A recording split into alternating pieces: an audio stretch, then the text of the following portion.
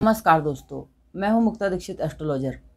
आज हम बात करेंगे कि सूर्य जो है मीन राशि में प्रवेश कर रहे हैं, तो इनकी संक्रांति का जो है 1 महीने तक क्या प्रभाव पड़ेगा, यानी कि सूर्य ग्रह की मीन संक्रांति। वर्तमान में यदि हम देख रहे हैं तो सूर्य जो है शनि की राशि यानी कुंभ राशि में गोचर कर रहे हैं और 14 मार्च के बाद से मीन की संक्रांति यानी मीन राशि में गोचर करेंगे। और मीन राशि जो होती है वह गुरु ग्रह की राशि होती है।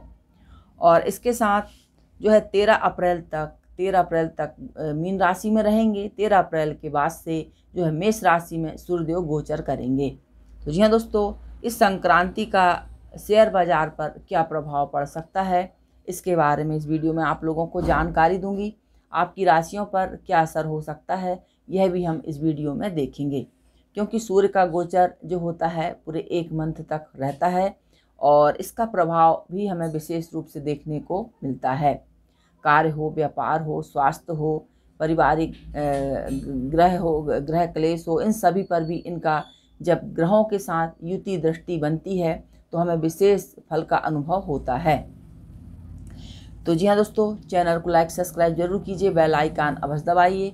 आप सब जानते ही हैं कि हमारे कार्यालय से जन्म कुंडली, हस्तरेखा, रत्न वास्तु के साथ साथ शेयर मार्केट की एस्ट्रोलॉजी में आप गोल्ड है, सिल्वर है, निफ्टी बैंक है, क्रूड ऑयल है, इनका दैनिक, वीकली और मंथली प्रेडिक्शन लेते हैं। और इसके साथ ही साथ जो है आप टारगेट जान सकते हैं, लेवल से क्या बन सकते हैं वह जान सकते हैं, टाइम फ्रेम जान सकते हैं एस्ट्रोलॉजी के बेस पे कि कहाँ पे मार्केट में विशेष हमको मूवमेंट देखने को मिल सकता है।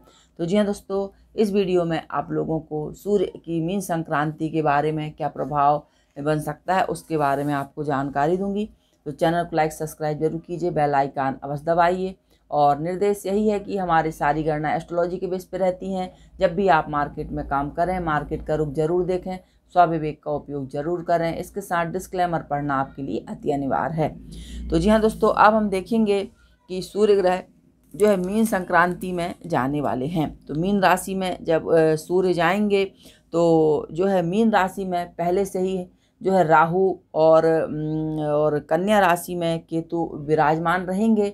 तो सूर्य और राहु जो है ग्रहण योग बना देते हैं और राहु और केतु जो समसप्तक योग में आएंगे तो यह भी जो है हमारे लिए शुभ फल कुछ नहीं दे सकते और कुछ अशुभ फल ही प्रदान करेंगे। और यदि तत्वों के आधार पर देखा जाए तो यह राशि जो होती है जल तत्व की राशि कहलाती है। तो जी हाँ दोस्तों, ऐसे में एक अनुमान, एक अंदाज क्या निकल सकता है, क्या स्थिति बन सकती है, क्योंकि हर वस्तुओं पर ग्रहों का अलग अलग प्रभाव देखने को मिलता है। हम उसी दिन देखते हैं एक शेयर, एक जो सेक्टर है आपका उसमें तेज़ी चल रही है, दूसरे सेक्टर में मंदी चल रही है, तीसरा जो है समभाव से काम कर रहा है। तो इस प्रकार से यह अलग अलग प्रभाव के कारण ही जो है हमको ऐसी स्थितियां देखने को मिलती हैं। नहीं तो यदि ग्रहों का एक सा प्रभाव पड़ता तो जब सब में तेज़ी होती है तो सारी बाजार में तेज़ी होती, किसी में मंदी या किसी में तेज़ी या किसी में समभाव से जो है कार्य व्यापार नहीं चलता। तो जी हाँ दोस्तों, अब हम देखेंगे कि मीन राशि का जो प्रवेश हो रहा है वह गुरुवार के दिन से हो रहा है और इसका क्या प्रभाव जो है इस महीने में हमको देखने को मिल सकता है। तो जी हाँ दोस्तों, कमोडिटी मार्केट के लिए बहुत से लोग रहते हैं जो कमोडिटी में काम करते हैं और इसमें कमोडिटी के लिए सूर्य संक्रांति का विशेष महत्व लोग देखते हैं। तो इसका क्या फल बन सकता है वह मैं आप लोगों को बतलाऊंगी। बहुत से लोग संक्रांति देखकर ही स्टॉकिंग करते हैं, फिर बाद में उचित समय आने पर बेचते खरीदते हैं। तो इस प्रकार का फल भी जो है ज्योतिष शास्त्र में कहा गया है कि कब स्टॉक करने से, कब रखने से फ़ायदा देखने को मिल सकता है, कब नुकसानी बन सकती है। ऐसी सारी जो है गणनाएं भी हमारे शास्त्रों में दी गई हैं।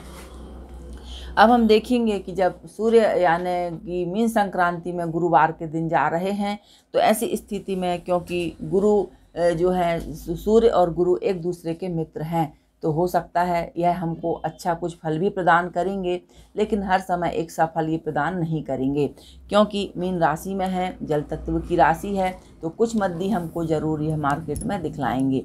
आगे हम देखते हैं तो सबसे पहले यदि हम वर्णन करेंगे तो आपकी जो चीज़ें आती हैं, जैसे आपका घी है, उड़द है, मूंग है, मटर है, आपका मिर्च, हल्दी यानी कि धनिया यानी कि किराना की जो वस्तुएं रहती हैं, तेल, तिल, अलसी, कपास और जो है आपके पीतल, जस्ता, लोहा, इनके भावों में कुछ मद्दी के बाद हमको तेज़ी देखने को ये मतलब मिल सकती है। इसके साथ यदि हम देखेंगे तो आपका गुड़ है, खांड है, शक्कर है, ज्वार, बाजरा, सरसों, जो है आपकी राई है, इन सब के भाव सामान्य चल सकते हैं। अगली हम जानकारी देखेंगे तो गेहूं हैं, जौ हैं, चना है आपका, पहले इनमें तेज़ी रहेगी, इसके बाद फिर हमें कुछ डाउन की स्थिति देखने को इनमें मिलेगी। इसके साथ यदि हम धातुओं की बात करेंगे तो आपकी धातुएं जो हैं सोना है, चांदी है, इसके अलावा जो आपके मेवे मिष्ठान आ जाते हैं जैसे कि खोपरा है, छुहारा है, मेवा, बादाम, जायफल आदि, इनके भावों में कुछ मद्दी हमको देखने को मिल सकती है।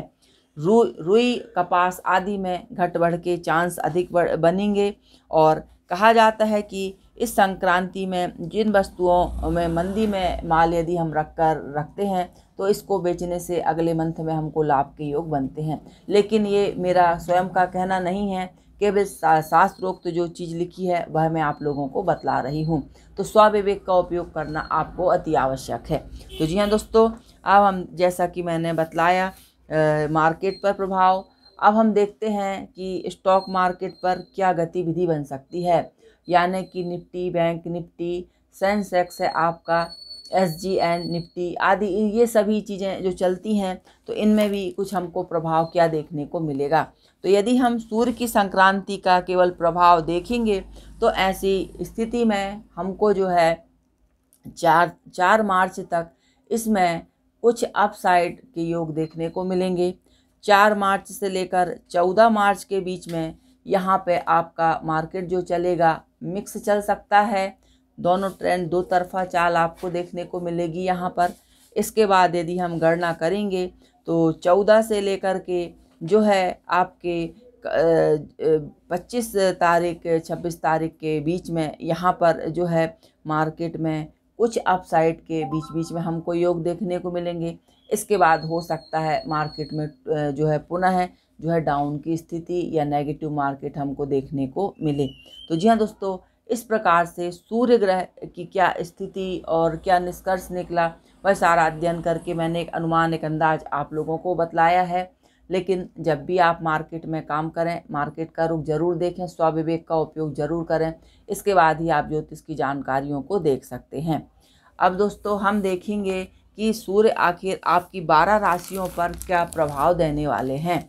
तो सबसे पहले तो यदि हम मेष राशि वाले लोगों के लिए देखेंगे तो ऐसी स्थिति में सूर्य का गोचर जो हो रहा है वह 12वें भाव में हो रहा है, और क्योंकि सूर्य जो कारक हैं पंचम भाव के, तो यदि आप मार्केट में काम करते हैं तो आपको नुकसानी के योग यह बना सकते हैं, आपका व्यय बढ़ा सकते हैं, यात्राओं के योग बना सकते हैं, धन हानि आपको हो सकती है, किसी भी तरीके से रोग पे, स्वास्थ्य पे या स्वयं के कारण जो है परेशानी आपको बन सकती है। वृषभ राशि वालों के लिए यदि हम गणना देखते हैं तो चतुर्थ भाव के स्वामी हैं और लाभ में बैठे हैं, तो ऐसी स्थिति में वृषभ राशि वालों के लिए सूर्यदेव अच्छे लाभ के योग जो हैं बना सकते हैं। अगला हम देखेंगे, आपको सभी तरफ से फायदे के योग साबित होंगे, रुका हुआ धन आपको मिल सकता है, मान सम्मान की आपको प्राप्ति हो सकती है, यानी कि वृषभ राशि वालों के लिए यह शुभ फल प्रदान करेंगे। अगला हम देखेंगे कि मिथुन राशि वालों के लिए क्या प्रभाव सूर्यदेव दे सकते हैं। तो पराक्रम के कारक होकर 10वें भाव पे गोचर चलेगा सूर्यदेव का 1 महीने के लिए। तो ऐसी स्थिति में जब सूर्य कार्य क्षेत्र पर आते हैं तो कार्य क्षेत्र को बढ़ाने वाले हो जाते हैं, मनोइच्छित सफलताएं मिलती हैं, और इसके साथ जो है कार्यों में विशेष मान पद भी देखने को मिलता है, सम्मान देखने को मिलता है। अगली राशि आती है आपकी कर्क राशि। जी हाँ दोस्तों, कर्क राशि वालों के लिए यदि हम देखते हैं तो कुटुंब भाव के कारक होकर के भाग्य में सूर्यदेव का गोचर होगा, तो भाग्य के सूर्य देव जो रहते हैं शुभ और अशुभ यानी कि मिश्रित फल प्रदान करते हैं। कुछ यात्राओं के योग भी बनाएंगे, कुछ परेशानी भी आपको देखने को मिल सकती है। अगला हम देखते हैं जो आपकी राशि है सिंह राशि। जी हाँ दोस्तों, सिंह राशि के तो स्वामी ही सूर्यदेव हैं और अष्टम में चले जाएंगे। तो जब सूर्यदेव अष्टम में जाएंगे तो यह अपने फलों में, शुभ फलों में कमी कर देंगे। यहाँ पर यह आपको रोक देंगे, वाद विवाद झगड़े उत्पन्न करवा देंगे और यह आपको कष्ट प्रदान करेंगे। तो सिंह राशि वालों के लिए इस मंथ में थोड़ी सावधानी रखना अति आवश्यक रहेगी। यदि अब हम देखेंगे कन्या राशि, कन्या राशि वालों के लिए जो है 12वें भाव के स्वामी हैं और सप्तम भाव पे प्रवेश करेंगे, यानी सप्तम भाव में गोचर करेंगे। तो सप्तम भाव जो ऑलरेडी होता ही है कार्य का, व्यापार का, दाम्पत्य जीवन का, तो जी हाँ दोस्तों, इनको यह बहुत प्रभावित कर सकते हैं। ऐसे में आप धनी मानी और प्रतिष्ठित व्यक्तियों से आपको वैर भाव उत्पन्न हो सकता है, कार्य व्यापार में हानि उठानी पड़ सकती है और पारिवारिक जीवन में वाद विवाद और कलह की स्थिति बन सकती है। तो आपको सावधानी रखनी पड़ेगी, यानी कि शांत रहिए, एक मुख हजार बला को टाल देती है। यह बात विशेष ध्यान में रखें तो यह मंथ आपके लिए अच्छा रहेगा, क्योंकि साथ में सूर्य और राहु का योग भी बन रहा है। तो जी हाँ दोस्तों, यह ग्रहण योग का काम करते हैं, तनाव का काम करते हैं, चिंता देने का काम करते हैं। तो इस प्रकार से यह स्थिति बनेगी। अगली हम राशि देखेंगे तुला राशि। जी हाँ दोस्तों, तुला राशि वालों के लिए देखते हैं तो लाभ के कारक हैं सूर्यदेव, और सूर्यदेव लाभ के कारक होकर के आपके 6वें स्थान पर गोचर करेंगे। तो जब 6वें स्थान पर गोचर होता है तो ऐसे में आपको पदोन्नति की संभावना बनती है। इसके साथ राज्य से मान सम्मान की प्राप्ति होती है और जो है लाभ के अच्छे योग बनते हैं, शत्रुओं पर विजय की प्राप्ति होती है। यानी कि तुला राशि वालों के लिए यह शुभ फल प्रदान करेंगे। अगला हम देखते हैं वृश्चिक राशि। जी हाँ दोस्तों, वृश्चिक राशि वालों के लिए जो है 10वें भाव के कारक हैं, 5वें भाव पे इनका गोचर हो रहा है। तो जब 5वें भाव में गोचर होता है तो 5वें भाव जो होता है आपका शेयर बाजार का, संतान का, विद्या का, ज्ञान का, यश कीर्ति का भाव यह कहा जाता है।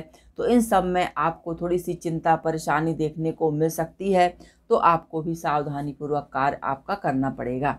धनु राशि वालों के लिए यदि हम देखेंगे तो भाग्य भाव के कारक हैं।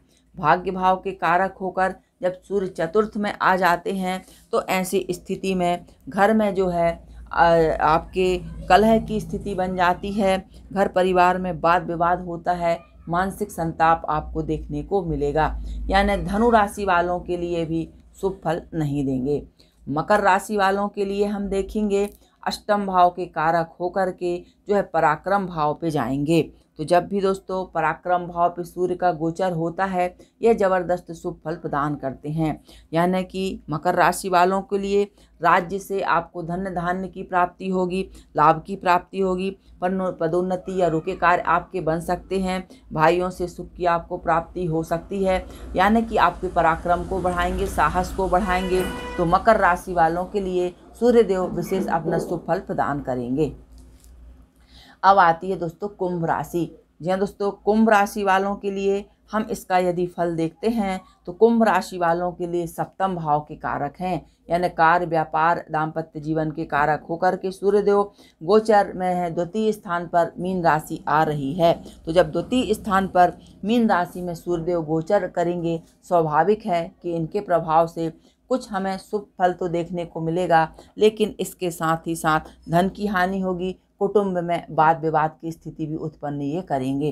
तो थोड़ा सा सावधानी रखने की आपको ज़रूरत है। और वैसे भी कुंभ लग्न शनि देव की लग्न कही गई है और सूर्य शनि के जो हैं शत्रु कहे जाते हैं, तो थोड़ा सा अशुभ फल तो हमको देखने को अवश्य ही मिलेगा। अगला हम देखते हैं दोस्तों मीन राशि। तो मीन राशि वालों के लिए जो है सूर्य 6वें भाव के कारक हैं और 6वें भाव के कारक होकर के लग्न में बैठेंगे। तो जब लग्न में सूर्य देव आते हैं तो पूरे महीने भर शुभ अशुभ यानी मिश्रित फल आपको देखने को मिलेगा।